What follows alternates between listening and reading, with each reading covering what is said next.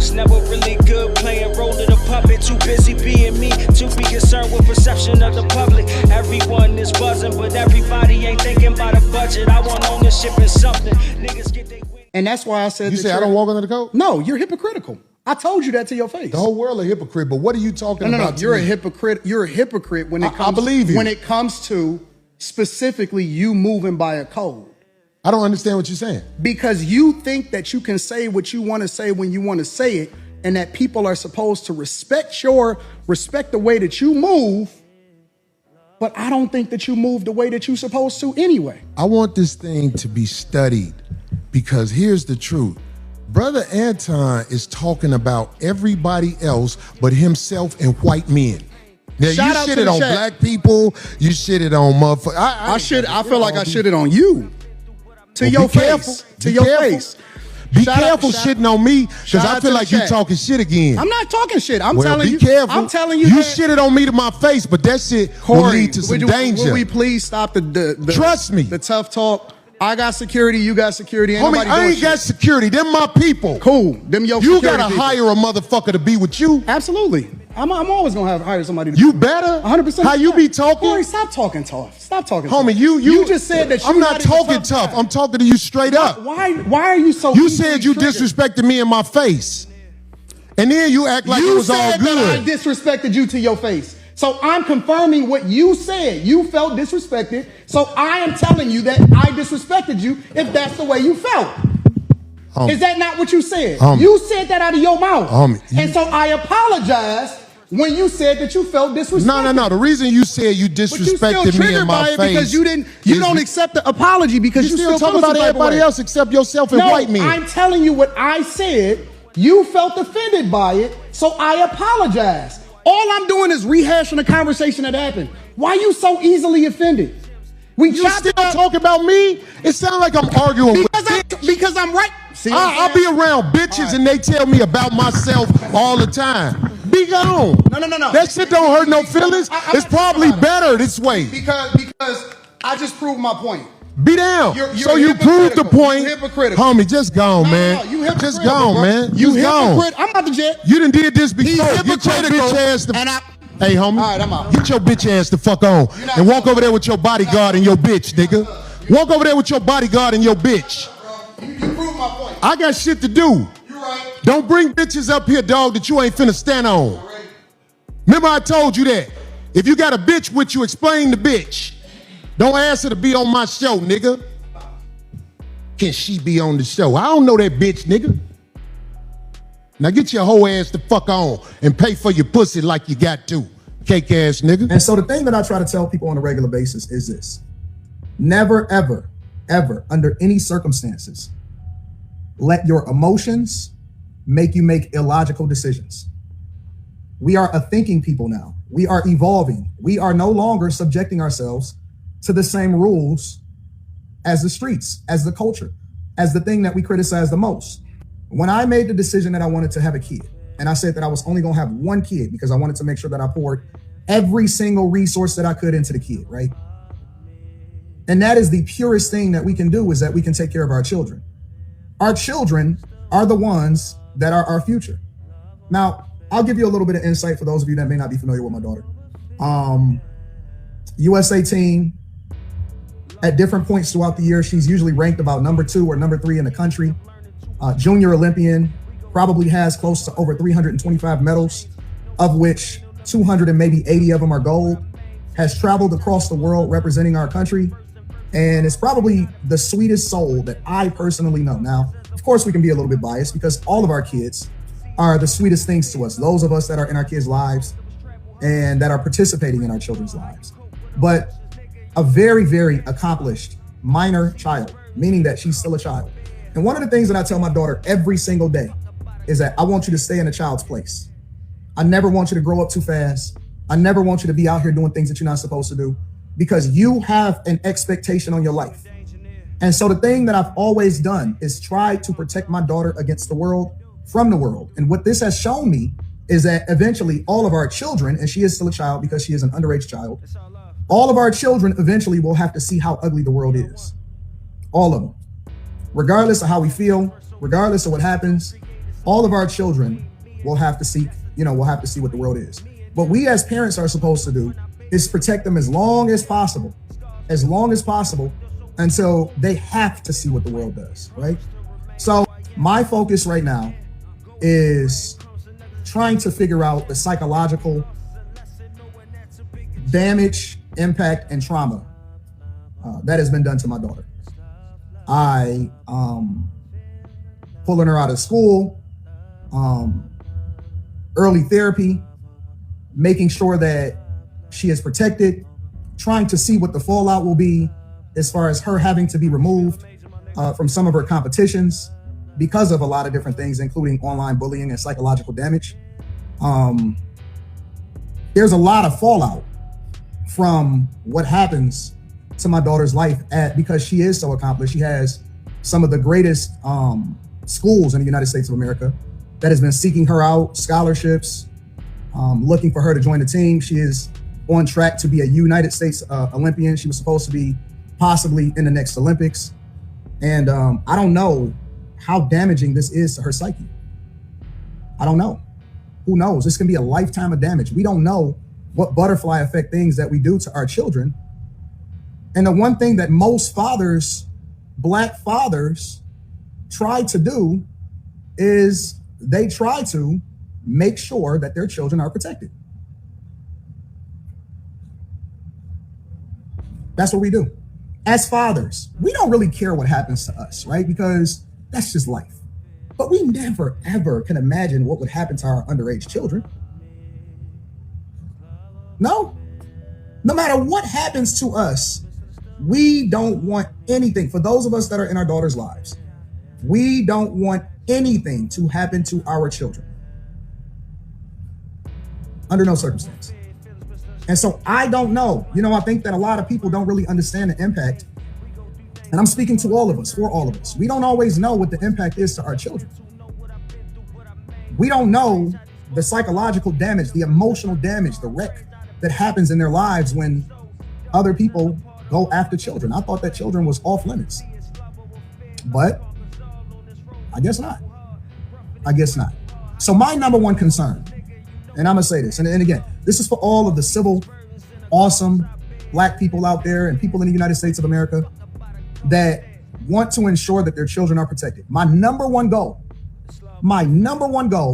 is to always try to figure out how I can protect my underage child. Could have never imagined in 1,000 years the psychological damage and the impact, the cries that I had to hear, My immediate concern was, oh my God, who do I call? But I couldn't call anybody because everything was closed at the time. So immediately pulling her out of school, immediately making sure that I go and assess the damage, trying to figure out if we're able to get her into the same competitions. Coming up, she literally just texted me probably less than 48 hours ago. All of the different competitions that she had lined up for this year. We were supposed to go to Great Britain. We were supposed to go to a lot of places. I don't know if we can still do that. I don't know if that's possible. Because I don't know if she has their brain isn't even fully developed. And I'm willing to do anything to protect my child to make sure that they get the best care possible to ensure that hopefully she can recover from this. So that's all I have to say. I don't know what else y'all looking for. Any father understands.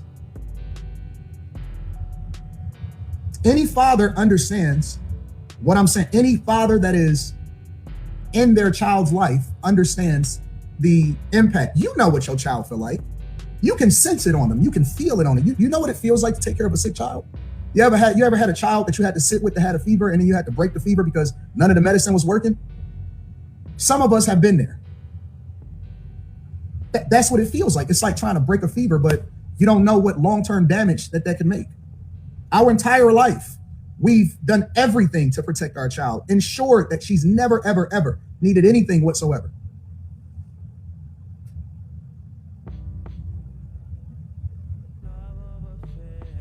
Pray for me and my family.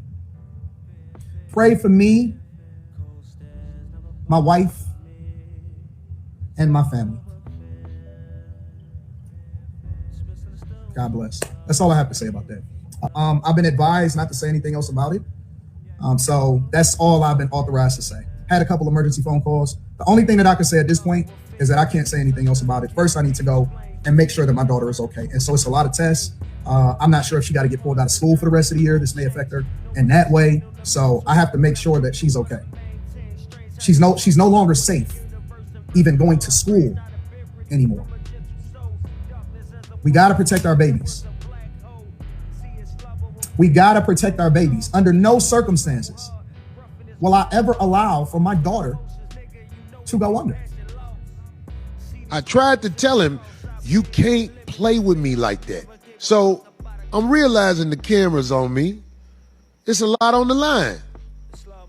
It's a lot on the line. But he's trying to act like he a man. I bet my life and safety he wasn't a man when I asked D to move and basically sat in his lap.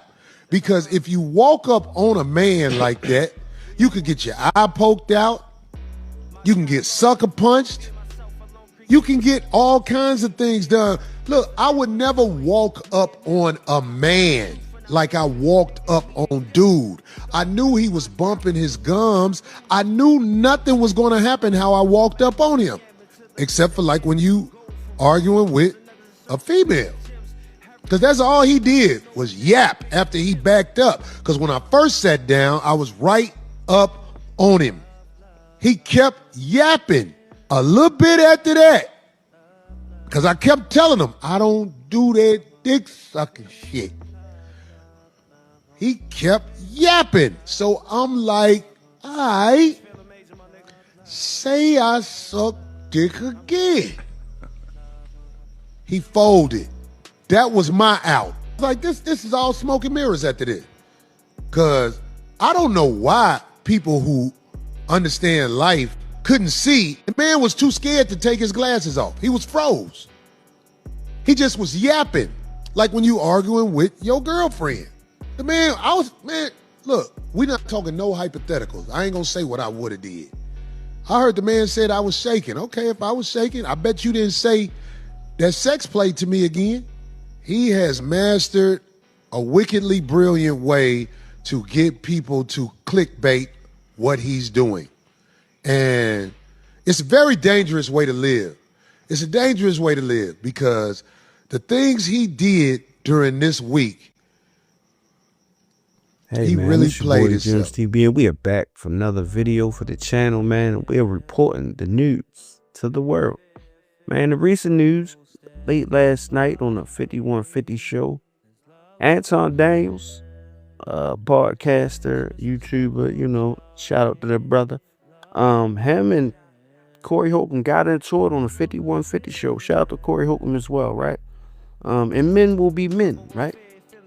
So there's a part of the segment where it could have went down in two parts. It could have went down, the interview and the show went left, right? They got into a debate, and a heated debate over Anton Daniels kicking black folk while they're down, or black men while they're down, and black women, but never ever having certain energy for white folks or others, right? And Corey Holcomb wanted to drive this point home. And Anton said, hey, I have equal smoke for everyone, right? And they got into it, and of course, Corey Holcomb is going to take his stand to stand up on the points that he believed. And he essentially said that Anton Daniels was kissing ass, right? Kissing the white men's ass, or white America's ass. Anton Daniels stated that that Corey Holcomb somehow or another sucks the dick of the American black public, and that's where it really went left. Now, things that you don't say to a black man on either side, right? You don't call a black man from the hood an ass kisser, and you don't invite him to your dick, and you don't incite violence, right? You don't invite him to your private area. And so I say all that to say these things got out of hand, right? So Corey Holcomb said, say that again, and repeat it, and he even got in Anton's face. Anton said, if you feel that strongly about it, let's go outside. However, it didn't go down like that. They didn't go outside, but the offer and the invite was there. And I see all of these moments and these, people reacting to either side and taking a side. I don't agree with that. I agree that both men were wrong with the way that they stated things, right? Now, you can say, hey, a lot of your points have been favorable, right, to the white male race and taking their side, or not giving the same energy that you would give to black men and your own culture, the people in your own culture. And I say that it is a problem with that, because you're supposed to have equal smoke for everybody.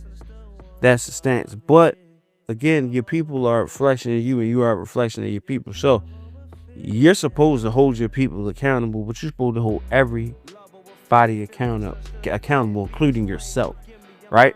Now, Anton also called Corey Holcomb a hypocrite, right? About, some of the things that he said, and he could treat people the way that he wanted to treat those people, and say, but he want to say, and nobody else can. Well, he didn't like the SMD, the private second conversation that upset Corey, right? But when the situation got into part 2, you see that Corey Holcomb was calling Anton the B word, right? Another thing that you shouldn't call a man. So again, both gentlemen were disrespectful in their own ways towards the other. But what I'll say is this is another display of us looking crazy and treating us crazy in front of the world, which cannot happen. It should not happen. And there needed to be a third party there to check both gentlemen, right? The young lady that was there when Corey Holcomb said, don't get in between, you never get in between two men. That's a great point, and that's the truth. Hey, listen, let that, but it should have been somebody else there other than that, because had I have been in the room, I'd have said, hey, whoa, y'all both went too far left.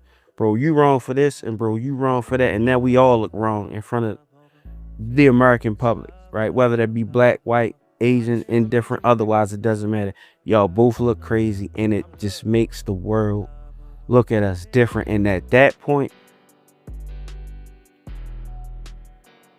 whether you say that this person is a double agent, or that person is a double agent, or this person is an agent of chaos, now y'all both look like agents of chaos, because y'all still making the black race look crazy over and over again. This shit continues. I was just saying the thing with Dipset, right? All this back and forth with Cam and Mace, and who's scared to go outside. I mean, not Cam and Mace, Cam and Jim Jones. Who's scared to go outside, and why they scared to go outside?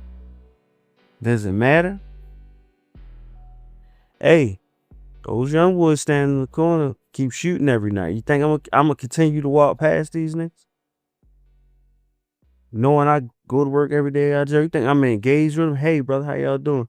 Hey, be safe out here, because that's all I got to offer, my nigga. I ain't in the mix. I ain't trying to be in the mix. What I want to be outside for? Even when you young, like, yeah, think in hindsight, what the fuck was we doing? Right? So at the end of the day, I just want people to understand, at some point, we have to all grow up and mature. So at the end of the day, this was a display of two gentlemen, no matter how right or wrong they felt, being immature on platforms.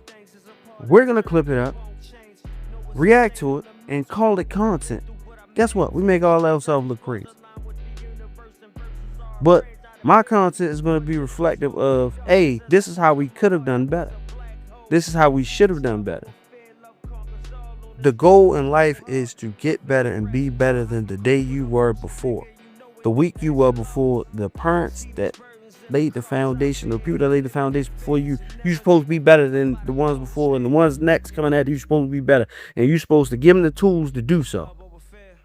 If you can, and if they're willing to listen. And I believe that both of these gentlemen have went against the rules that they set in place for themselves.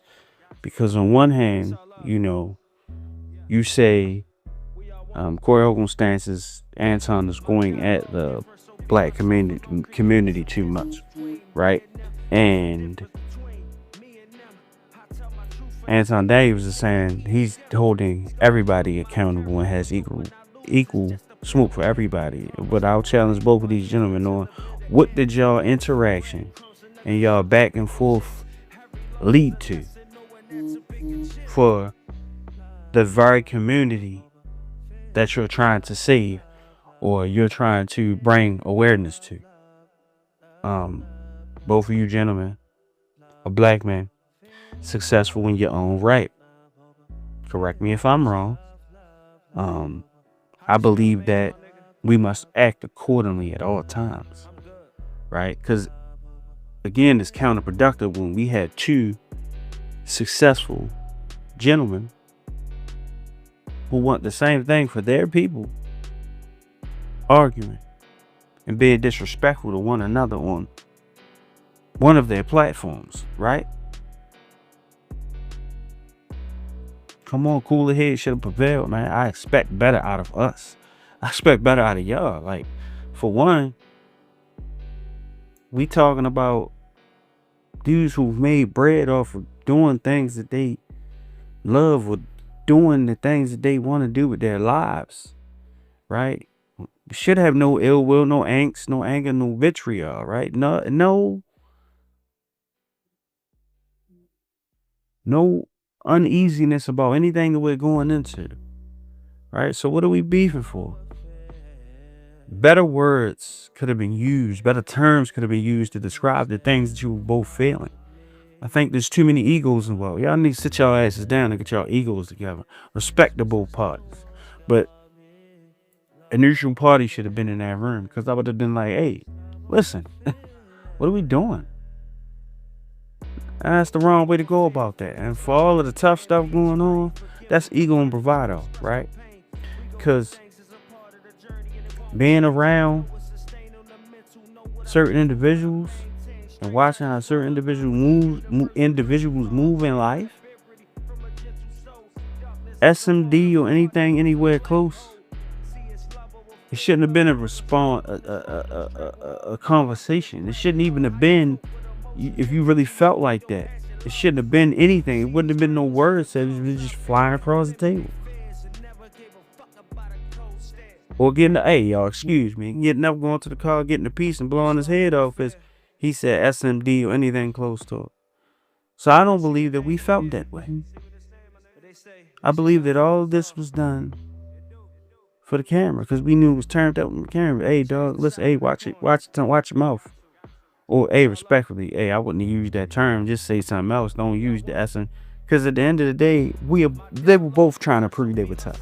And that's my point. That makes us look buffoonish, apish, gorilla-ish. Everything that they say or that the perspective is on what men and women who look like us are. So I challenge these gentlemen to just do better. Right? Meet up again if y'all can. On a positive note. Like men are supposed to do. Right?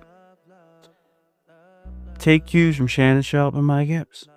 Sit down, have a general, positive conversation. Fuck it, apologize in private. I don't give a damn. Stop making us look crazy. Y'all go on a platform and say, hey, I don't agree with your point, and then do the same very thing that you're arguing against. So I got equal smoke and opportunity for everybody. Respectfully, no violence involved, just wits. right? Because intelligent, it's as intelligent as both of these gentlemen are. I don't see why they couldn't come. Because my thing is, on Anton's platform, he preaches wealth, being better, building better, understanding better, right? That's his platform. Corey Holcomb, completely against buffoonery, backdooria, double agents, agents of chaos, standing on real business, right? Both of y'all preach the real. But is it real to call another man the B word? Is it real, right, to say we're blowing the Black American population? We're S&Ding. Is any of that? No. It's not productive. It's counterproductive. It's not a good thing. So now you arguing, looking like fools. Y'all went viral. Clap, clap, moment achieved, right? But did you do anything to move the culture forward? It could have went down. I'm glad it didn't go down. But in that case, it shouldn't have happened. Somebody should have said, you know what? Yo, this is crazy. Let each other finish the point. Right? Corey Holcomb never got across the point that he was trying to drive home of the way that he perceived Anton's messaging and platform to be. Anton never got across or why he felt like Corey was contradicted, because they never got past the point of bruised egos. That's the true messaging. It's been real. And you just got another gem from Gems TV, man. Peace. Like, share, subscribe, hit the notification.